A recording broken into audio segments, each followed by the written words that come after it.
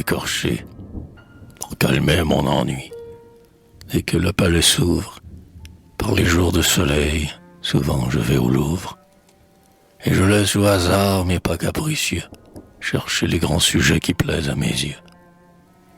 J'aime ce lieu surtout, négligé de la foule, qui de la grâce antique a respecté le moule, et dans qui mille dieux de leur temple chassés font luire leurs coraux sous leurs sorciers français.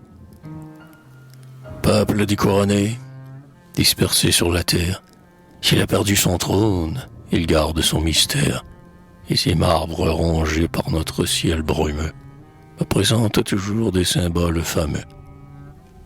La céleste Vénus cache dans sa ceinture l'aiguillon du désir qui provoque et torture.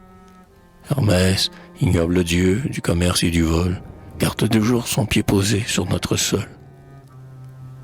Jupiter seul est mort, et sa terrible foudre n'est qu'un grotesque engin qui se réduit en poudre.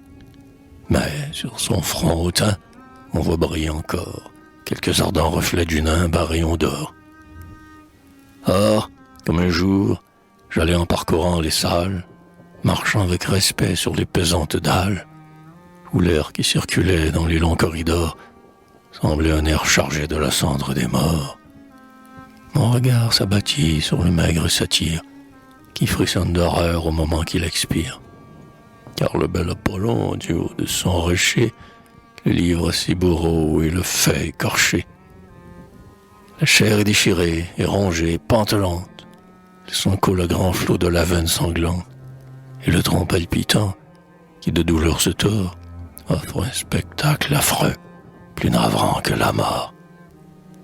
Eh bien, toi qui frémis en voyant le satyre, tu crois n'avoir jamais commis un tel martyre? Mais es-tu bien certain que jamais le malheur n'a déchiré par toi l'enveloppe d'un cœur, qu'il n'a jamais coulé de la fibre béante, ces rouges pleurs de sang qui font l'âme dolente, et qu'un cœur féminin, crucifié par toi, dans ces affreuses nuits ne s'est tordu d'effroi? C'était jadis les dieux qui, vengeurs implacables, se montraient plus cruels que les plus grands coupables. Aujourd'hui, le progrès est venu tout changer. Et c'est l'offenseur même qui cherche à se venger.